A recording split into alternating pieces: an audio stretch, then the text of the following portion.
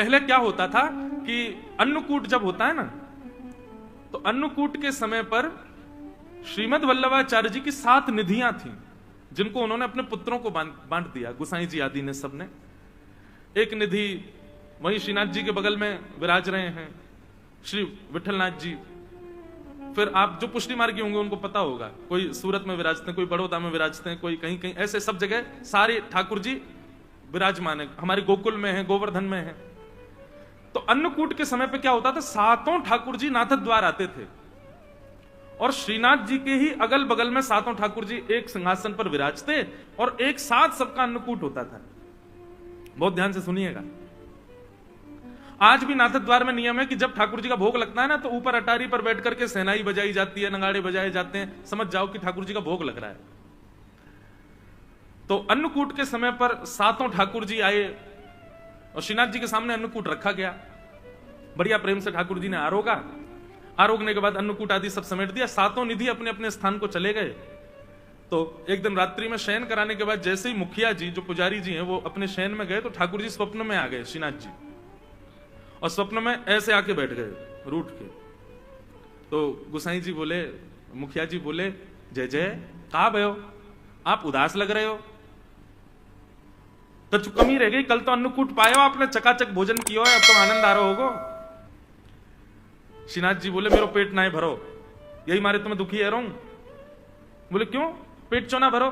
बोले अब इतनी सारी सामग्री सामने रखी, लेकिन वो 7 मेरे बगल में बैठे, एक यहां बैठो, एक वहां बैठो, सबरे इतने सारे बैठे, मुझको तो खावे में संकोच आ रहा, मैं खा रहा हूं तो मुझको यूं लग रही, यूं सोच रहा हूं कैसे खा रहा है, कैसे भर भर के खा रहा है, या हमारे में तो आराम। अब जैसे आप भोजन करो, निश्चित है रेस्टोरेंट में जब जाते हैं भोजन करने, तब की स्थिति और घर में जब करते हैं तब की स्थिति अलग होती है।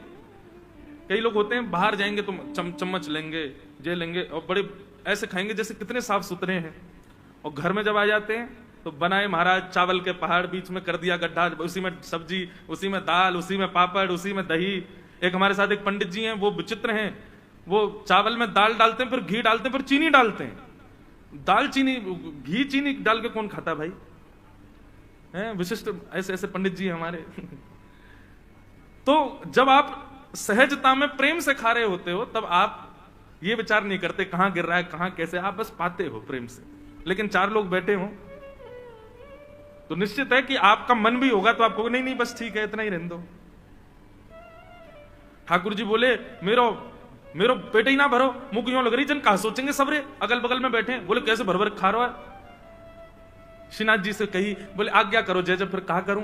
बोले एक काम करो, मेरो एक और अन्नकूट करो, और अब की बार कोई को बताइयो मत, एक गुपचुप अन्नकूट करो। और सुनो, ये जो तुम अटारी पे नंगाड़े वारे बैठा दे, कहो सबरी पूरी दुनिया पता चल जाए कि मैं भोजन कर रहा हूं, इनको भी अंदर कमरा में बैठा दो, कोई को पता नहीं चलना चाहिए मेरो अन्नकूट है रोज। तो इसलिए नाथ द्वार में आज भी 2 बार अन्नकूट होता है। एक बार तो पूरे विश्व को पता रहता है कि ठाकुर जी का अन्नकूट हो रहा है, और एक बार पड़ोसियों को भी नहीं पता होता और श्रीनाथ जी का अन्नकूट हो जाता है। तो उस अन्नकूट का भाव क्या? बोले ठाकुर जी प्रेम से पाते हैं अकेले बैठ करके। इसलिए भैया पर्दा किया करो, ठाकुर जी को अपनी प्राइवेसी चाहिए, उनको अच्छा लगता है। अब हम कथा सुनाने आते हैं, 4 घंटे कोई नहीं जाएगा हमारे लाल जी के कमरे में, तो हमारा भाव क्या रहता है? ठाकुर जी बढ़िया टांग पटांग धर के पौड़ गए होंगे, बढ़िया डिब्बा, आप सब लोग मिठाई के लाओ तो खोल खोल के देखते होंगे कौन कहा ले के आयो, या मैं सजे खा लूं, मधुमंगल श्रीदामा तनसुका मनसुका सब आ जाते होंगे कमरा में, खूब बिस्तर पर कूदते होंगे, तकियान पे एक दूसरे को मारते होंगे, और जैसे यहाँ आरती होती होगी फिर ऐसे खड़े हो जाते होंगे, अब आवे वारो सहज हो जाओ। तो इसलिए ठाकुर जी को थोड़ा एकांत दो, ठाकुर जी को कभी पर्दा करो, कभी ऐसे करो, उसमें ये भाव मत रखो अकेले रह जाएंगे, नहीं, उनको एकांत की स्थिति कभी कभी प्रिय है, लेकिन कभी कभी, रोज नहीं। तो ऐसी बात है भैया, सेवा में सदैव याद रखो, जो आपको अच्छा लगता है वो ठाकुर जी को करना नहीं है, ठाकुर जी को जिसमें सुख मिले वो उनको पधराओ, वो उनको प्रदान करो। कई लोग होते हैं हमें तो ऐसे ही अच्छा लगता है, आपके अच्छे लगने के लिए ठाकुर जी हैं क्या?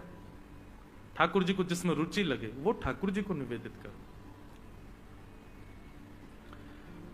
कथा क्रम में चलें। कल हम आप सब लोगों ने श्रवण किया कि श्रीमद् भागवत की रचना हुई, और श्रीमद् भागवत जी की रचना में प्रधानता पंचम पुरुषार्थ प्रेम की है। वेदव्यास जी ने भागवत की रचना की और वही भागवत की सुंदर गाथा अपने पुत्र श्री सुखदेव जी को अर्पित की। सुखदेव जी ने यह कथा जाकर के परीक्षित को सुनाई। प्रश्न हुआ परीक्षित कौन है? तो यहां से अब महाभारत का थोड़ा प्रसंग आता है कि यदा मृधे कौरव संजयाना वीर स्वथो वीर गतिम गतेषु ब्रकोदरावे दगदा विमर्श भृगनोरुदंडे धृतराष्ट्रपुत्रे। महाभारत का युद्ध अपने, बिल्कुल आप लोग सावधानी से सुनिएगा, अपनी अंतिम स्थिति में चल रहा था। दुर्योधन और भीम के बीच में युद्ध चल रहा था। तभी भीम ने दुर्योधन को मारने के लिए अपनी गदा का प्रहार उसकी जंघा पर किया। नाभि से नीचे प्रहार करना युद्ध में मना है, लेकिन भीम ने जंघा पर प्रहार किया। क्यों? सबको कथा पता है कि दुर्योधन का पूरा अंग जो है ना, वो लोहे के समान है, उसको मारा नहीं जा सकता। केवल उसके जंघा का भाग ही है, उसका कटी भाग ही एकमात्र है जो चैतन्य हमारी तरह है। बाकी उसका सर्वांगीण अंग दिखता हमारे जैसा है, लेकिन वो पूरा लोहे का है। क्योंकि गांधारी ने अपने संपूर्ण जीवन के नेत्रों की ऊर्जा अपने पुत्र को देखने के लिए निर्वस्त्र अवस्था में देख लिया था, लेकिन भगवान ने आकर के ऐसी युक्ति की कि दुर्योधन से कहा, अरे निर्वस्त्र जाओगे मां के सामने, कम से कम एक कौपीन तो धारण कर लो। तो केले का पत्ता आगे लगा लिया। जैसे गांधारी ने नेत्र खोल करके देखा, संपूर्ण अंग लोहे का हो गया, लेकिन उसकी जंघा का भाग जो है वो रह गया। गांधारी ने डांटा, बोले ये तू केले का पत्ता लपेट के क्यों आया? बोले मां आपके सामने निर्वस्त्र थोड़ी आऊंगा। वही दुर्योधन के वध का कारण बना। भीम ने अपनी गदा का प्रहार दुर्योधन की जंघा पर किया और जंघा टूटते ही दुर्योधन गिर पड़ा। महाभारत का युद्ध पांडव जीत गए। पांडव अपने विजय का आनंद कर रहे थे। भगवान ने संपूर्ण पांडवों को उत्सव मनाने के लिए कहा कि कल उत्सव मनाएंगे, अभी रात्रि विश्राम करो। लेकिन तभी अर्धरात्रि में दुर्योधन ने गुरुपुत्र अश्वत्थामा को भेज दिया, जाओ सोते हुए पांचों पांडवों को मार दो। यदि हम हस्तिनापुर की गद्दी पर नहीं बैठेंगे तो ये भी नहीं बैठेंगे। सोते हुए पांडवों को मारने के लिए अश्वत्थामा आया, परंतु भगवान पांचों पांडवों को लेकर के कहीं अन्य स्थान पर चले गए और अश्वत्थामा ने द्रौपदी के सोते हुए 5 बालकों को मार दिया। अंधेरे के कारण उसको पता नहीं चला, 5 बालकों को मार दिया और पूरे पांडवों के समाज में उत्सव की जगह मातम बनने लगा।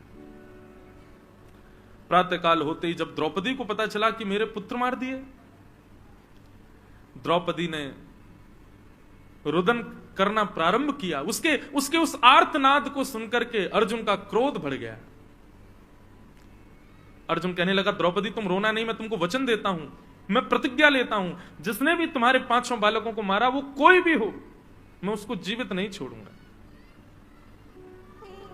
भगवान ने अर्जुन को समझाया, अर्जुन निर्णय लेने में एक बात का ध्यान सदैव रखो। क्या? क्रोध में कभी भी निर्णय नहीं लेना चाहिए।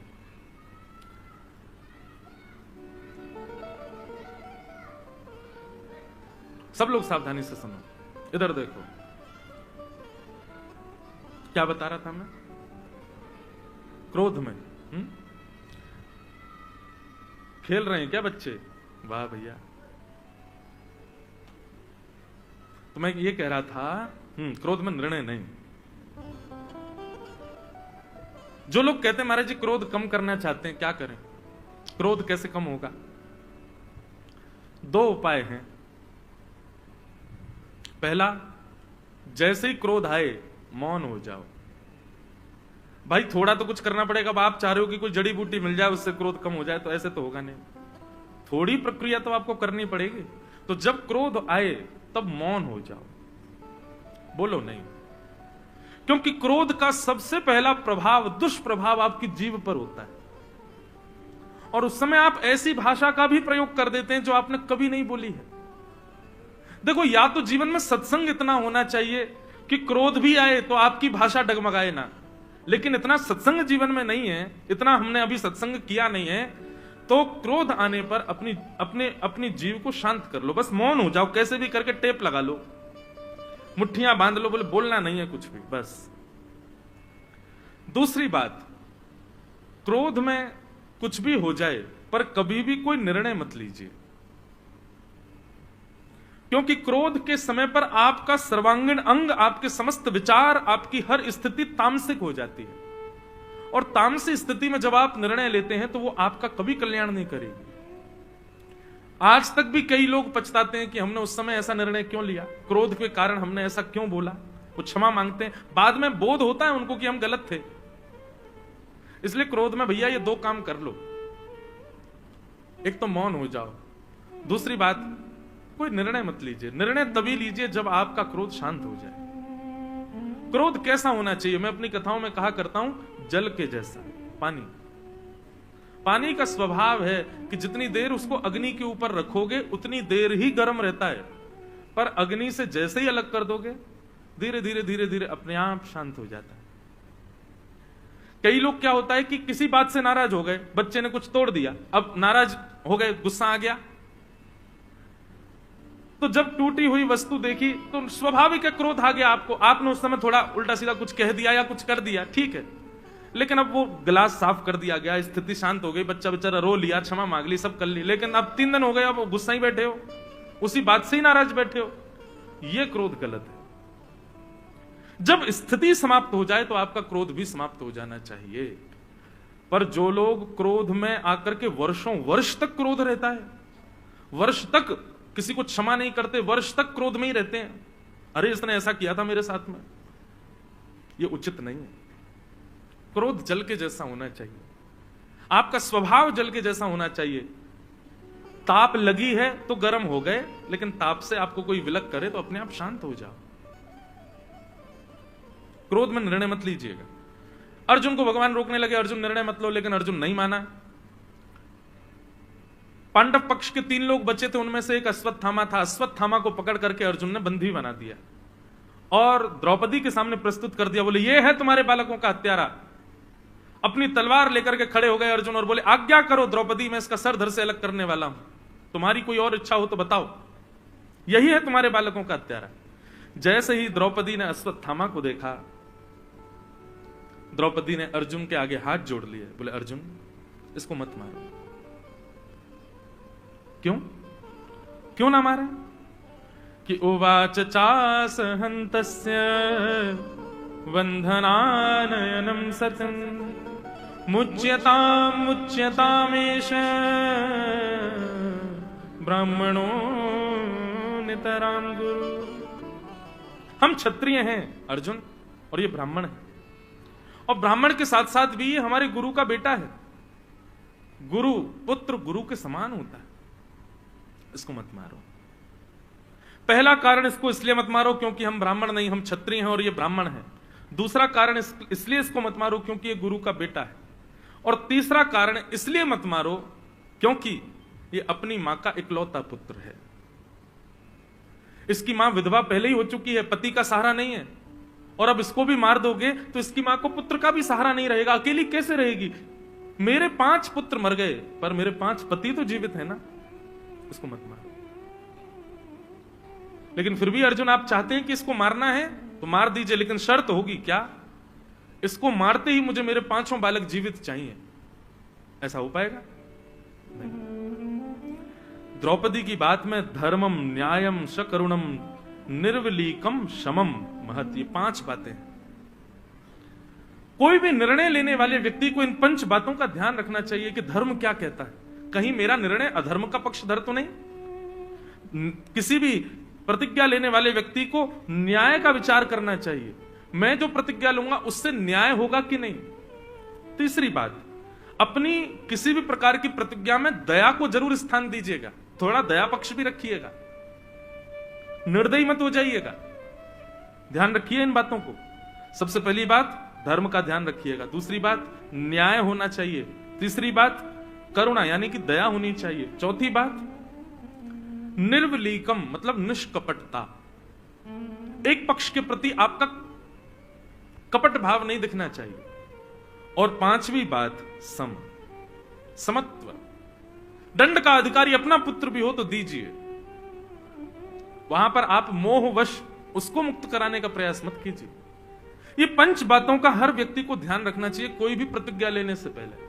धर्मम न्यायम शकरुणम निर्वलीकम समम महत। द्रौपदी की बात में ये 5 चीजें थी, धर्म भी था, न्याय भी था, दया भी थी। द्रौपदी कहती है इसको मत मारो क्योंकि ये ब्राह्मण है और हम क्षत्रिय हैं, हम क्षत्रियों के लिए ब्राह्मण सदैव पूजनीय होते हैं। इसको मत मारो क्योंकि ये गुरु का बेटा है, गुरु जिसने तुमको धनुष उठाना सिखाया, जिसने तलवार उठाना सिखाया, जिसने बोलना चलना लड़ना सिखाया, उस गुरु की दक्षिणा के रूप में पुत्र को मारोगे, इसको मत मारो। तीसरी बात, ये अपनी मां का इकलौता पुत्र है। बंधुओं, धर्म कहता है कि आप जिस मार्ग से निकले हो उस मार्ग में कितनी रुकावटें, कितने कांटे, कितने गड्ढे आए हैं, यह पीछे आने वालों को बता दीजिए ताकि उनको वो कष्ट ना सहना पड़े। लेकिन हम लोग उल्टे हैं।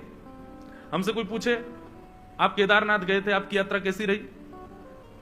अब केदारनाथ जाने में महाराज प्राण तो निकल गए हमारे, बस में ऐसी हालत हो गई, हेलीकॉप्टर में ये आओ, फिर वहां ऊपर खच्चरों ने तो फिसल फिसल के हाथ पांव तोड़ दिए, पर दर्शन में भी कोई स्थिति नहीं, वहां पे ऊपर कोई व्यवस्था नहीं थी, और महाराज सर्दी जुकाम हो गया, गर्म पानी नहाने को नहीं मिला, भीड़ के कारण हाथ पांव सब हमारे दब गए, पिच गए, स्थिति तो ऐसी हुई। लेकिन किसी ने पूछा कैसी रही यात्रा? हम भी बना रहे हैं अगले महीने जाने का। बहुत बढ़िया, एक नंबर। बस की सुविधा तो बहुत ही अच्छी, वहां ऊपर रहने की व्यवस्था तो बहुत बढ़िया, गीजर 24 घंटे चलता है, भीड़ तो बिल्कुल होती नहीं है। सुबह के समय जाना, कोई बिल्कुल साफ मिलेगा, सीधे जाओ, प्रणाम करे, निश्चित जाओ, पूरे परिवार सहित जाओ। और मन में क्या सोचना, बेटा जा, तुझे भी तो पता चले।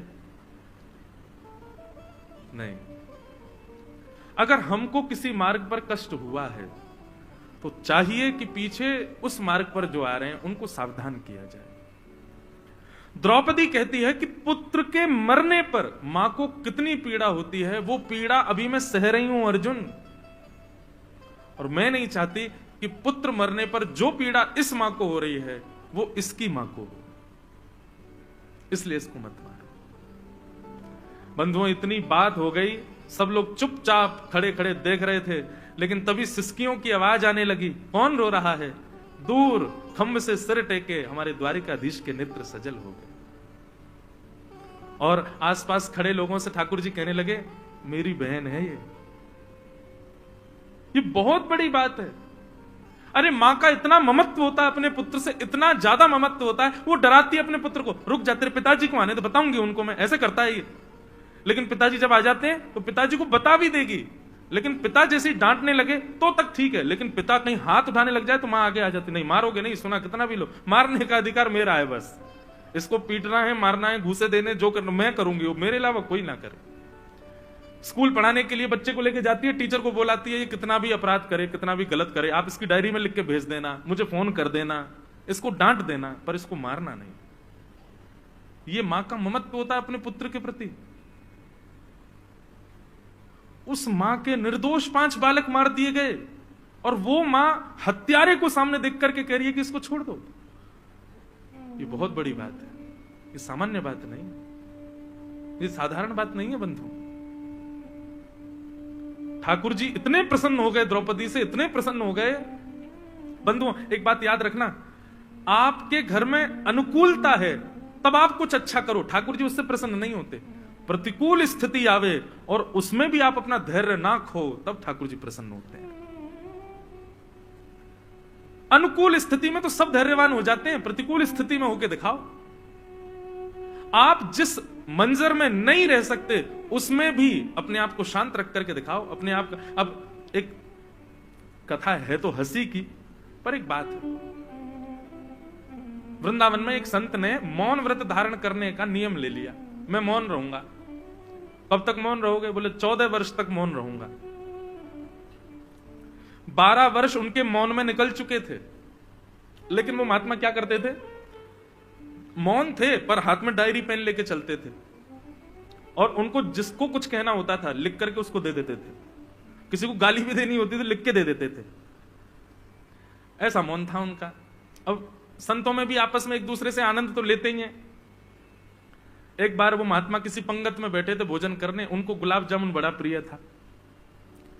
तो गुलाब जामुन वाले से दूसरे संत ने जाके कह दिया, बोले सुन, सबको गुलाब जामुन देना, वो मौनी बाबा बैठे उनको मत दियो। बोले वो तो गुलाब जामुन के बड़े प्रेमी है, 4 पहले ही रखवा लेते हैं। बोले इसीलिए तो कह रहे हैं उनको मत दियो, बोल वो पाएंगे नहीं, तू देना नहीं उनको। अब लेकर के गुलाब जामुन भोग, गुलाब जामुन प्रसाद, गुलाब जामुन प्रसाद सबको देते देते जैसी बाबा के पास गए, बाबा तो उसी की प्रतीक्षा कर रहे थे। अच्छा बाबा नहीं चाहिए, आगे चले गए। बाबा तो मौन, कुछ कह तो सकते नहीं। देखने लगे उसको, बोले चला गया, दिख नहीं गया। घूम करके बेचारा पूरी पंगत में फिर से जैसे ही आया, तो बाबा ने पूड़ी भी नहीं खाई, अभी ऐसे ही बैठे थे तान के, बोले अब के देके जाएगा। जैसे ही आया, बाबा गुलाब जामुन, अच्छा अभी ये नहीं खाया, इसके बाद पाओगे, ठीक है बाबा ठीक है, आगे चले गए। 3-4 बार उस व्यक्ति ने गुलाब जामुन दिखा करके भी नहीं दिया। 5वीं बार जब वो आए तो बाबा क्रोध में तिल मिला रहे थे, बोल सकते नहीं कुछ भी, और बाकी के महात्मा आनंद ले रहे थे, बोले अब आएगा आनंद। जैसे ही गुलाब जामुन लेके आया तो बाबा उसका हाथ पकड़ दिया, अच्छा बाबा ठीक है, अभी थोड़ी देर में लेके आऊं। आगे जैसे निकला, बाबा खड़े हो गए, बोले इधर दे रहा, उधर दे रहा, बीच में क्यों नहीं रख रहा, यहां क्यों नहीं दे रहा मेरी पत्तल पे। सब बोले बाबा मौन। बाबा बोले राम राम राम राम, हो गया कल्याण हमारा, 14 वर्ष का मौन 12 वर्ष में टूट टाट गया। सबने आकर के हृदय से लगाया, बोले अब 12 साल का ही रहने दो बाबा, प्रेम से गुलाब जामुन पाओ। प्रतिकूल स्थिति में अपने आप को संयमित रखना यह परीक्षा है।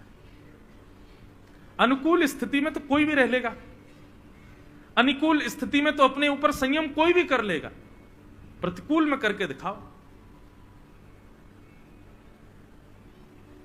जब दूसरों पे आती है तो सब उपदेश देने पहुंच जाते हैं, ऐसा करो ऐसा करो, अरे राम राम, ऐसा नहीं तुमको ऐसा करना था, ऐसा नहीं तुमको ऐसा करना था, ओहो तुमने ये गलती कर दी इसीलिए ऐसा हुआ है।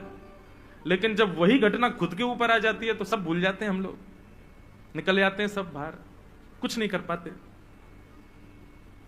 लेकिन द्रौपदी की कितनी श्रेष्ठ बात, अपने बालकों के हत्यारे के लिए भी वहां पर वो धर्म का विचार कर रही है, न्याय का विचार कर रही है, करुणा का विचार कर रही है, समता का विचार कर रही है, निष्कपटता का विचार कर रही है, एक मां की पीड़ा का विचार कर रही है, उसके ब्राह्मणत्व का विचार कर रही है, वो गुरु का बेटा है, इस बात का विचार कर रही है। कोई रीझा हो चाहे ना रीझा हो, पर श्याम सुंदर रीझ गए द्रौपदी से। क्रिया सदैव ऐसी करो जिससे ठाकुर जी प्रसन्न हो।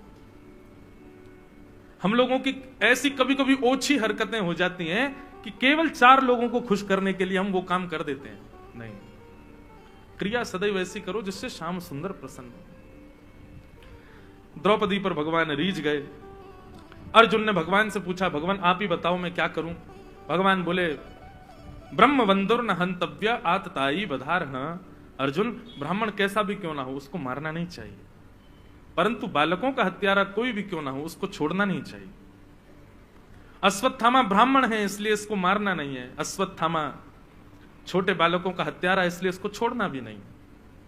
अर्जुन समझ गए मुझे क्या करना है, मतलब मृत्यु दंड से भी कोई बड़ा दंड इसको देना है। और बंधुओं आज आप स्पष्ट सुन लीजिएगा, मृत्यु दंड से भी एक बड़ा दंड होता है, क्या? प्रतिष्ठित व्यक्ति का भरे समाज में अपमान। ये मृत्यु दंड से भी बड़ा दंड है। और एक और बात कहें, बहुत सम्मान की इच्छा रखने वाले व्यक्ति के लिए मृत्यु दंड से भी बड़ा है दंड, उसका अपमान हो जाना। और ऐसा व्यक्ति जब तक मरता नहीं तब तक अपने अपमान की अग्नि में जलता रहता है। मृत्यु को प्राप्त करने वाला व्यक्ति 5-6 घंटे में फिर भी चिता में जल जाता है, परंतु अपमान के अग्नि में जलने वाला व्यक्ति जीवन पर्यंत जलता रहता है। भगवान ने कहा ये गुरुपुत्र है, इसको बहुत सम्मान मिला है, इसकी सब रेस्पेक्ट बहुत करते हैं। आज वही समाज इसके सामने खड़ा है जो इसका सम्मान करता है, सबके सामने इसका अपमान करो, यही इसका दंड है। आधी मूंछ, आधी दाढ़ी और आधे केश मूड़ करके अर्जुन ने उसकी ब्रह्म तेज की मणि को निकाल करके धक्के देकर के सभा से बाहर कर दिया। बोले यही उचित दंड है इसके लिए। अश्वत्थामा, अपमान हो गया अश्वत्थामा का। भगवान अब कहने लगे भैया आप सब लोग अब अपने हस्तिनापुर की गद्दी संभालो, सब लोग व्यवस्थित हो जाओ, मैं द्वारिका जा रहा हूं। जैसे ठाकुर जी द्वारिका के लिए प्रस्थान करने लगे, इतने में ही बंधुओं अश्वत्थामा ने अर्जुन की पुत्र वधू उत्तरा के गर्भस्थ शिशु को मारने के लिए ब्रह्मास्त्र छोड़ दिया। आकाश में ब्रह्मास्त्र देख करके उत्तरा दौड़ी दौड़ी भगवान के रथ के पास गई। भगवान द्वारिका को जा रहे थे कि पाहि पाहि महायोगिन देव देव जगतपते नान्यम तद्भयम पश्ये यत्र मृत्यु परस्परम। त्राहि माम द्वारिकाधीश, मेरी रक्षा करो। भगवान ने तुरंत अपना रथ रोका, उतर करके आए, देखा उत्तरा दौड़ी दौड़ी आ रही है। उत्तरा को तुरंत भगवान ने पूछा, क्या बात है उत्तरा, क्यों रो रही हो? उत्तरा ने कहा, देखिए ना भगवान, अश्वत्थामा ने ब्रह्मास्त्र छोड़ दिया आकाश में मेरे गर्व को मारने के लिए। मेरा गर्व भले ही, मुझे भले ही कुछ भी हो जाए, मेरे गर्व को बचा लो भगवान। मेरे पति को इन लोगों ने पहले ही चक्रव्यूह में फंसा करके मार दिया, कम से कम मैं अपने बालक को जन्म दूं, ये श्रेष्ठता तो मुझे प्राप्त हो। भगवान आप मेरी रक्षा करो। सबके मध्य आकर के उत्तरा ने जब भगवान से प्रार्थना की, ठाकुर जी एक रूप से तो बाहर खड़े थे, अदृश्य रूप से उत्तरा के गर्भ में प्रवेश करके भगवान ने उसके गर्भस्थ शिशु की रक्षा की। आकाश में देखते ही देखते ब्रह्मास्त्र नष्ट हो गया और किसी को पता नहीं चला कि ये ब्रह्मास्त्र नष्ट हुआ कैसे।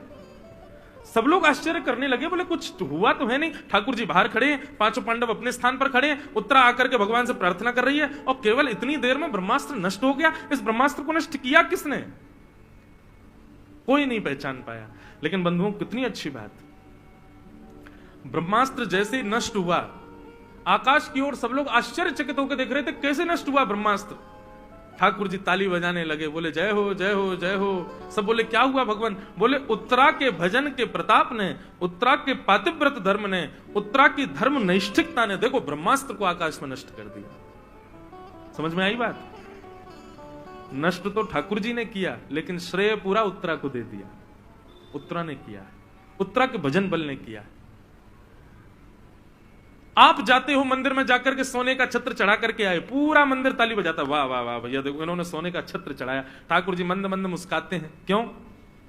बोले बल तो हमने ही दिया, हमने ही योग्यता प्रकट करी, हमने ही ऐसी व्यवस्था करी कि ये सब छत्र आदि जो भी इसने चढ़ाया या जो भी सेवा इसने की वो ये कर पाया, पर श्रेय सारा इसी को ही मिल गया।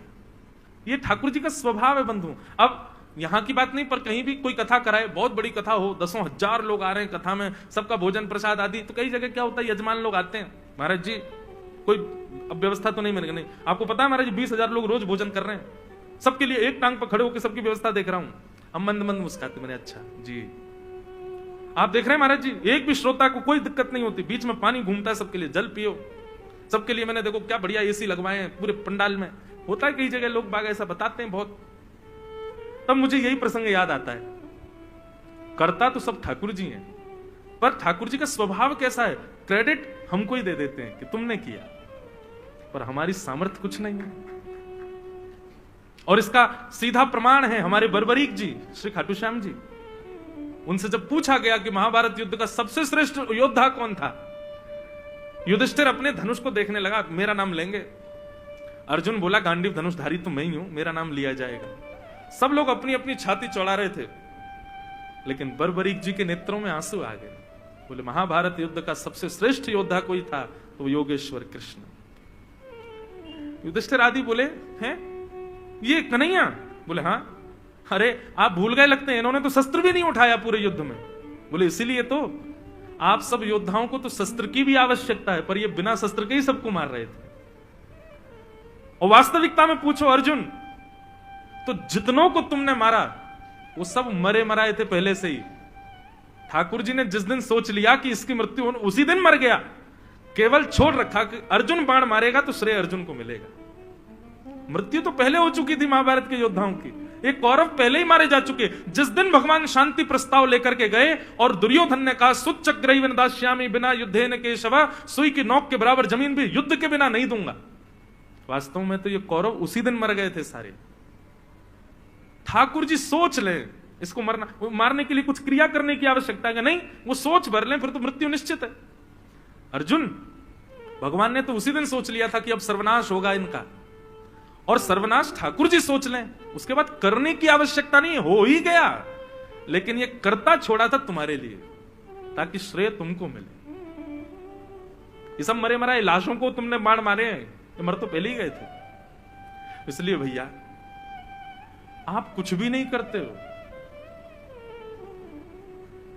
जो अपना भजन भी गिनते हैं ना, हम इतनी माला करते हैं, हम इतना नाम जप करते हैं, इतने घंटे बैठ के ठाकुर जी की सेवा करते हैं, यह भी आपके बस की बात नहीं। ठाकुर जी जरा से रूठ जाएं, आप 1 मिनट नहीं बैठ पाओगे उनके सामने। आप जो कुछ भी कर रहे हो सब ठाकुर जी की कृपा है, उन्हीं की ही कृपा है।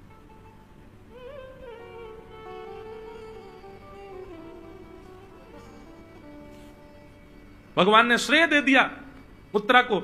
सब लोग कहने लगे अरे कैसे ब्रह्मास्त्र नष्ट हुआ? भगवान बोले उत्तरा का पातिव्रत है, ये उत्तरा का भजन बल है, उत्तरा की धर्म नैष्ठिकता। उत्तरा तुझको प्रणाम है भैया, तेरे धर्म बल ने देख ब्रह्मास्त्र को नष्ट कर दिया आकाश में। उत्तरा को भी लगने लगा हाँ ये तो जरूर मेरे ही बल से नष्ट हुआ है। ठाकुर जी मंद मंद मुस्काने लगे, सब उत्तरा की प्रशंसा करने लगे, लेकिन कोने में खड़ी कुंती बुआ भगवान को देख रही थी।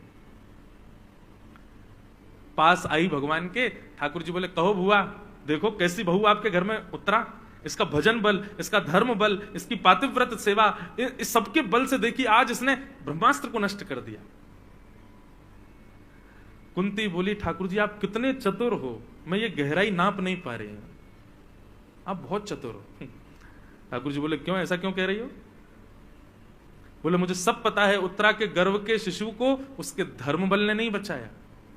यदि उसका धर्म बल, भजन बल में इतनी सामर्थ होती ना, तो अभिमन्यु जीवित खड़ा होता है यहां पर। जिस अभिमन्यु को चक्रव्यूह से नहीं बचा पाया कोई, उस उत्तरा का बल इतना हो गया कि वो अपने गर्भ के बालक को ब्रह्मास्त्र से बचा लेगी, अपने पति को बचा लेती। ये सब आपकी कृपा है। आप एक रूप से बाहर खड़े थे और दूसरे अदृश्य रूप से आपने भीतर प्रवेश किया और भीतर जाकर के अपनी गदा को घुमाया है, उसी के बल से ही ये नष्ट हुआ है। और श्रेय दे रहे उत्तरा को। ठाकुर जी तुरंत गए, कुंती बुआ का मुंह बंद कर दिया, चुप रहो बुआ, काय को पोल खोल रही है, लगे रहने देखो सब देखो उत्तरा की प्रशंसा कर रहे हैं। कुंती एकांत में ठाकुर जी को ले गई और बोली अब मेरी बात सुनिए, मुझे आपकी स्तुति करनी है भगवान। और कुंती ने भगवान की प्रथम, श्रीमद् भागवत की सबसे पहली स्तुति है कुंती स्तुति। भक्त ठाकुर जी के भेद को पहचान जाते हैं भगवान। ठाकुर जी सबसे छुपा लेंगे अपनी क्रियाओं को, लेकिन एक वैष्णव से नहीं छुपा सकते। ठाकुर जी की हर लीला वैष्णव खोज लेता है। कुंती ने भगवान की स्तुति गाई, बहुत सुंदर स्तुति है कुंती की। कुंती भगवान से कह रही है कि नमस्ये पुरुषं त्वाद्यम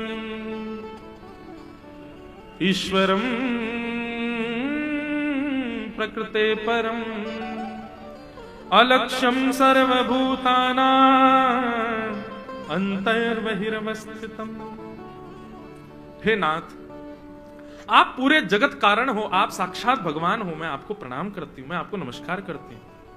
कुंती ने बंधुओं अपनी स्तुति में एक बात सिद्ध कर दी। हम सब वैष्णवों को कुंती संकेत करते हुए कहती है कि एक भक्त भगवान को कुछ नहीं दे सकता, कुछ भी नहीं। केवल एक वस्तु आप ठाकुर जी को दे सकते हो, क्या? दोनों हाथ जोड़ करके सर झुका के आप केवल नमन कर सकते हो। इसके अतिरिक्त जो कुछ भी आप ठाकुर जी को दे रहे हो वो ठाकुर जी की कृपा से आपको प्राप्त है। नमन, नमन का मतलब क्या होता है? अब ये मन मेरा नहीं है ठाकुर जी, ये मन पर वश आपका है, इसलिए नमन। ये सर झुका के नमस्कार करना, केवल इसके अतिरिक्त आप कुछ भी ठाकुर जी को नहीं देते। जो भी दे रहे हो एक प्रकार से ऐसा समझ लो, आप मेरे घर आए और आपने सोचा खाली आता है यार कुछ तो दें महाराज जी को, तो मेरे ही घर में लगे हुए चित्र को उतारा, पहुंच दिया और मुझे कहा महाराज जी आपके घर पधारे, लीजिए आपके लिए भेंट लेके आए। अब मैंने देखी, मैंने यार ये तो मेरे ही डाइंग हॉल की चित्र पेंटिंग है, तुमने उतार के मुझको ही दे दी। ठाकुर जी ले लीजिए ना, अब ऐसा मत किए, हमने दिया है, आप इसको मान लीजिए हमारी तरफ से एक उपहार। यही होता है हमारे और आपके साथ जब हम मंदिर में जाते हैं, प्रसाद चढ़ाएं, फूल चढ़ाएं, पुष्प चढ़ाएं। और सबसे बड़ी बात, ये जो लोग 2000 की नोट निकाल के ऐसे घुमाते ठाकुर जी के आगे यूं और यूं घुमा के जब चढ़ा देते हैं, तो ठाकुर जी कहते हैं देख बगल में लक्ष्मी खड़ी है मेरे, धन की अधिष्ठात्री, मैंने कृपा करके इसको दिया, मैंने ही कृपा करके इसको इतना बल दिया कि ये पुष्प ला सके। ये पुष्प भी मेरी ही कृपा से प्रकट हुए बगीचे में। ये पुष्प को बनाने वाले मालिक के ऊपर भी मेरी कृपा है। इसमें जो धागा है उसमें भी मेरा ही बल है। उसको पैसे से खरीद करके लाया वो धन भी मेरी पत्नी लक्ष्मी है। लेकर के आया है, जो लेके आया वो भी मैं ही हूं। और आकर के मेरे सामने ऑफर करते हुए अपना श्रेय ले रहा है। आप कुछ नहीं करते ठाकुर जी के लिए, केवल आप नमस्कार करते हो बस। ये दो हाथ जोड़ करके जो आप दीन होते हो ना, बस इसके अतिरिक्त आप और कुछ नहीं दे सकते ठाकुर जी को। कुंती ने यही कहा कि नाथ हम आपको कुछ नहीं दे सकते, केवल नमन कर सकते हैं। तो इसका मतलब ये नहीं है, अब कई कंजूस लोग भी तो बहुत हैं हमारे संसार में। कई लोग आ जाएंगे, महाराज जी आप ही तो कह रहे थे ठाकुर जी की सब वस्तु ठाकुर जी को, काय को 56 भोग लगा मैं ठाकुर जी को, काय को फूल का बंगला लगा मैं ठाकुर जी का, काय को सजावट करें ठाकुर जी की, सब ठाकुर जी तो कर रहे हैं, तो फिर हम लोगों को तो बिल्कुल नमस्कार ही करना चाहिए, नमन ही करना चाहिए, दान पेटी वगैरह सब हटा दो मंदिरों से, इनकी भी क्या आवश्यकता है, ठाकुर जी तो सब है ही है ठाकुर जी का। कई लोग कथा के दो अर्थ निकालने वाले भी होते हैं ना। भाई देखो, ये 56 भोग ठाकुर जी को क्यों लगाया जाता है? हे ठाकुर जी, इस विश्व में 8 अरब लोग हैं।